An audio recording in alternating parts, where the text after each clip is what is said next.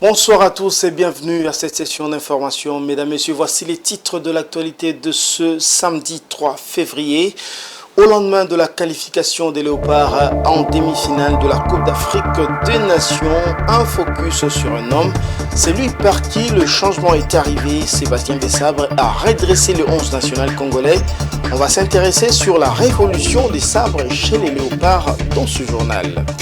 À la une également, la visite de Jean-Pierre Lacroix en RDC. Le secrétaire général adjoint de l'ONU est arrivé en RDC dans le Kivu, dans un contexte de forte tension. Un hélicoptère de la MONUSCO a essuyé des tirs venant probablement du AM-23.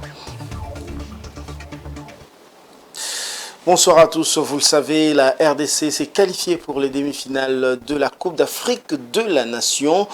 Une révolution parce qu'il faut dire que la RDC qui s'est qualifiée très difficilement a renversé la tendance parce que n'ayant pas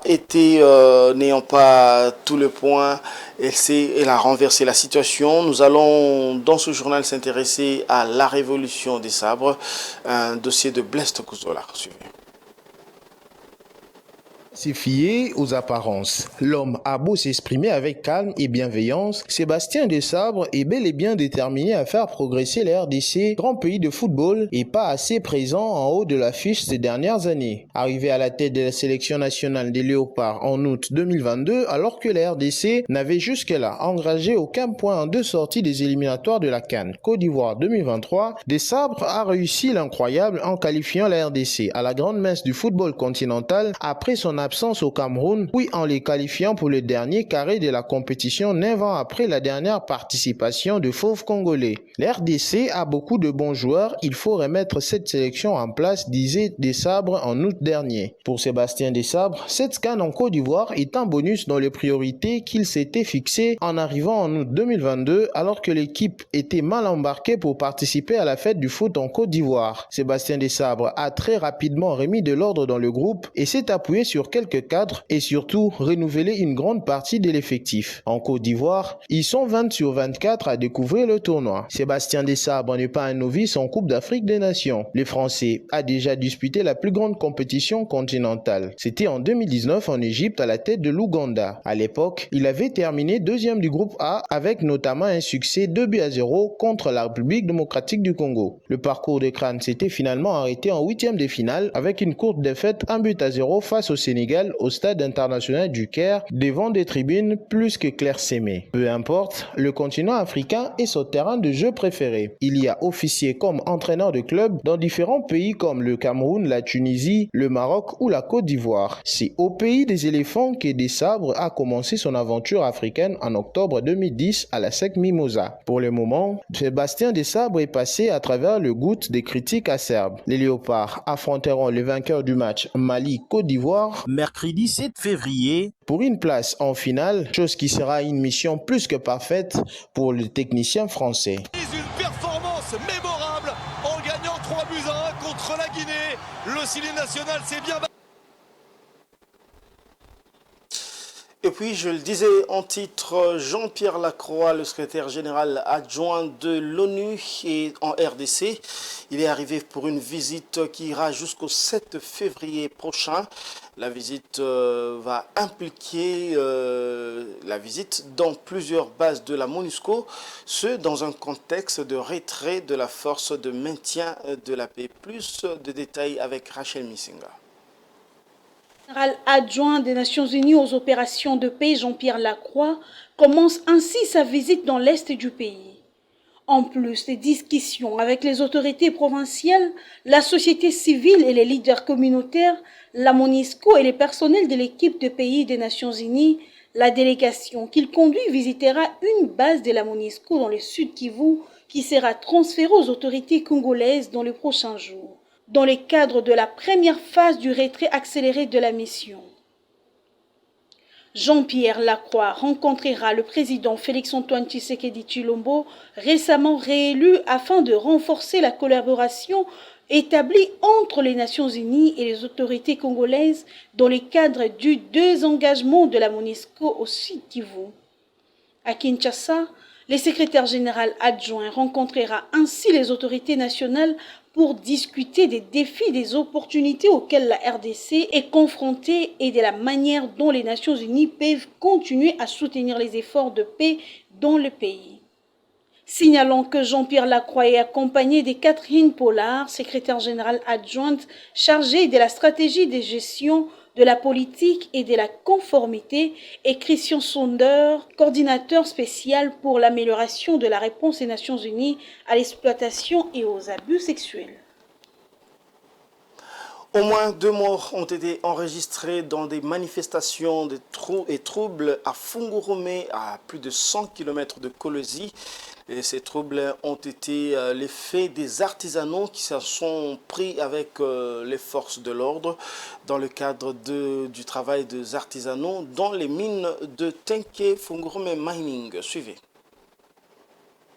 Dans la localité de Fungurumé, située dans la province du Lualaba en République démocratique du Congo, où des creuseurs artisanaux et des transporteurs des minerais ont exprimé leur mécontentement à l'encontre des Tenke Fungurumé Mining, a atteint son paroxysme après l'érection d'une barrière par TFM sur la route nationale numéro 39, interdisant ainsi les passages de minerais par moto. Pris des colères, les manifestants ont bloqué la route en brûlant de pneus, défiant ainsi l'autorité de l'entreprise minière. Les forces de l'ordre ont été dépêchées pour rétablir l'ordre, faisant usage de gaz lacrymogène pour disperser les protestateurs.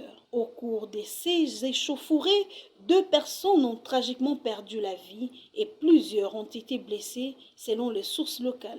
Les tensions qui ont débuté jeudi 1er février persistent, marquées par des tirs de balles réelles résonnant encore dans la commune de Fungurumé, située à environ 100 km de la ville de Kolwezi, le chef-lieu de la province du Lualaba. En réponse à la situation, les forces de l'ordre renforcent actuellement leur présence sur les routes pour rétablir la stabilité et assurer la sécurité dans cette partie de la province du Lualaba, malgré les pourparlers entre les creuseurs artisanaux et les autorités communales jeudi soir. Aucune solution n'a été trouvée, poussant ainsi les manifestants à barricader la route menant à l'entreprise Tenke Fungurumé Mining.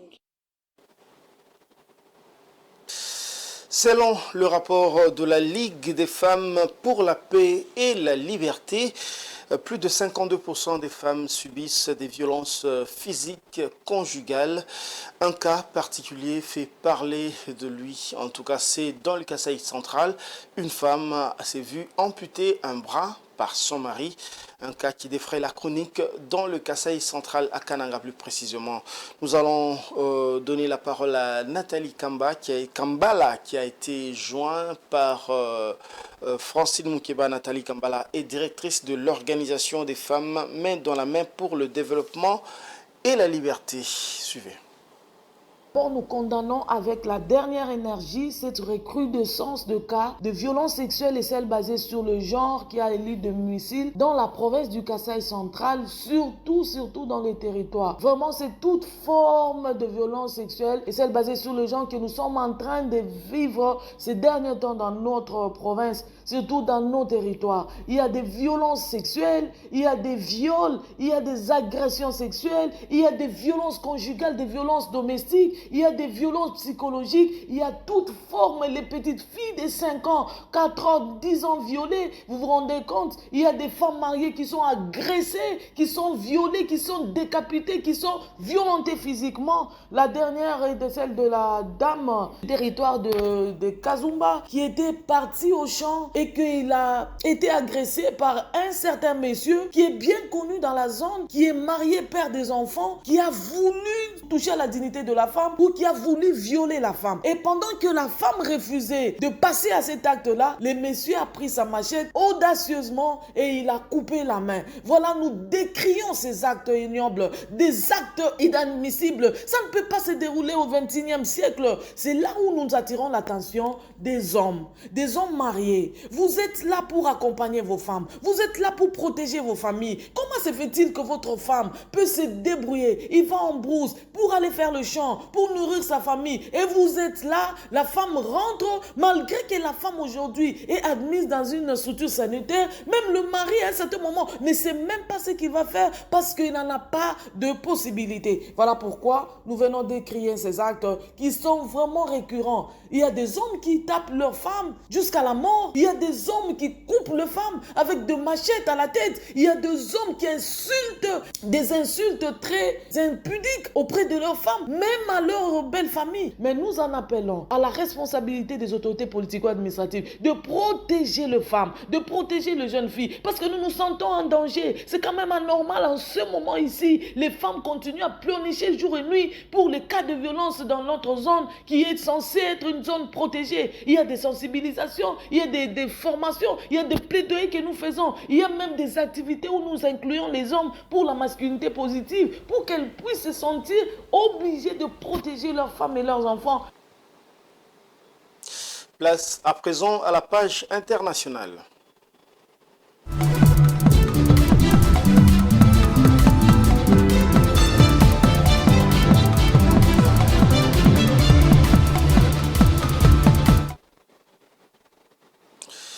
D'après les estimations de la Banque mondiale, la population de Tanzanie en 2024 pourrait atteindre le chiffre de 69 millions de personnes. Une population pour laquelle l'accès à l'énergie pourrait ne plus être un grand défi grâce à la mise en service de la centrale hydroélectrique Julius Nyerere. Le travaux pour mettre en service cette centrale a été lancé depuis 2019 et devrait s'achever en cours de cette année. Suivez. Prouvé en 2018 sur la rivière Rufiji, dans l'est de la Tanzanie, livrera bientôt ses premiers mégawatts. En effet, la centrale hydroélectrique Julius Nyerere, d'une capacité installée de 2115 MW, devrait commencer à produire 5900 gigawatts d'électricité par an à partir de 2024, selon les prévisions de la Tanzania Electric Supply Company TANESCO, qui procède à des tests de mise en service depuis le 28 janvier 2024. Sur la période 2022-2023, des problèmes d'entretien et de pénurie d'eau induites par le changement climatique ont provoqué une pénurie d'électricité de 400 MW en Tanzanie, déclenchant un rationnement de l'électricité dans ce pays d'Afrique de l'Est, dont la capacité installée est de plus de 1900 MW. Nous demandons aux Tanzaniens d'être patients. Notre espoir d'éliminer les difficultés réside dans le barrage électrique Julius Nyerere et nous sommes convaincus que nous l'achèverons très bientôt. Comme de nombreux pays d'Afrique subsaharienne, la Tanzanie est confrontée à un important déficit d'infrastructures. Par exemple, environ 2/3 de la population n'a pas accès à l'électricité et bien que 80% de la population vive dans les zones rurales, seulement 24,5% de la population rurale a accès à l'électricité contre 73% dans les zones urbaines. 2/3 de l'électricité de la Tanzanie sont produits à partir du gaz naturel et environ 30% à partir de l'hydroélectricité. Le projet de centrale hydroélectrique Julius Nyerere est l'un des projets de développement les plus ambitieux de notre continent.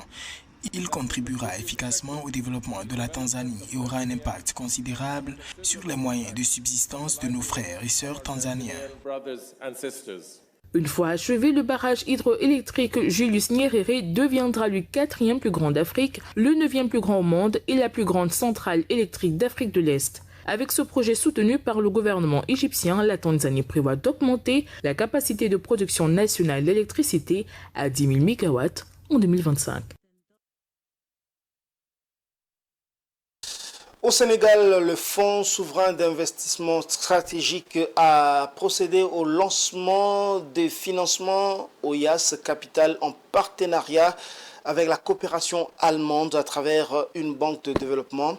L'objectif de OIAS Capital est de faciliter l'accès au financement en capital pour les petites et moyennes entreprises tout en stimulant la croissance économique pour impacter durablement la création d'emplois et de richesses. Suivez.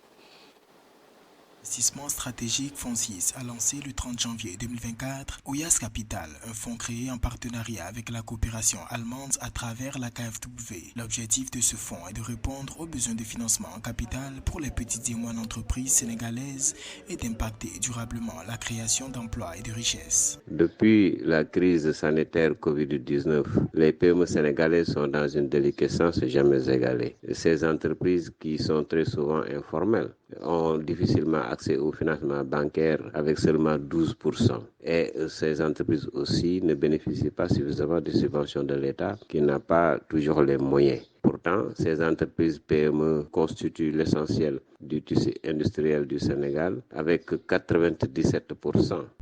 Capitalisé à hauteur de 35 milliards de francs CFA au démarrage grâce au financement mobilisé auprès de la KfW, de la Banque mondiale et de l'État du Sénégal, le fonds Oyas Capital ambitionne de lever 50 milliards de francs CFA auprès du secteur privé et des investisseurs d'impact. Selon le secrétaire général du ministère de l'Économie, du Plan et de la Coopération, Alina Diop, ce fonds vient réduire un gap de financement de près de 800 milliards de francs CFA pour soutenir les entreprises et leur développement. Donc c'est un apport conséquent pour quand même maintenir en vie certaines de ces unités qui sont le poumon de l'économie sénégalaise. Par conséquent, à défaut d'une subvention conséquente, cet apport financier 35 à 50 milliards donnera certainement un souffle à ces entreprises pour pérenniser à travers une performance économique. Outre le financement en fonds propres, Oyas Capital procédera au renforcement de capacités des PME financées à travers une facilité d'assistance technique de montant fixé à 5% de la taille du fonds. C'est la fin de cette édition, mais avant de la boucler complètement, je vous en rappelle ces deux principaux titres. Au lendemain de la qualification des Léopards en demi-finale de la Coupe d'Afrique des Nations, un focus a été fait sur un homme. C'est lui qui est parti, le changement est arrivé. Sébastien Desabre a régressé le 11 national congolais. Vous avez suivi la révolution des sabres que nous en avons fait ici dans ce journal. À la une également, vous l'avez suivi, la visite de Jean-Pierre Lacroix en RDC. Le secrétaire général adjoint de l'ONU est arrivé au Congo, dans le Kivu, plus précisément dans un contexte de forte tension. Un hélicoptère de la MONUSCO a essuyé des tirs venant probablement du M23. C'est la fin de cette édition. Merci de l'avoir suivi et bonne suite au programme sur Géopolis Télévision.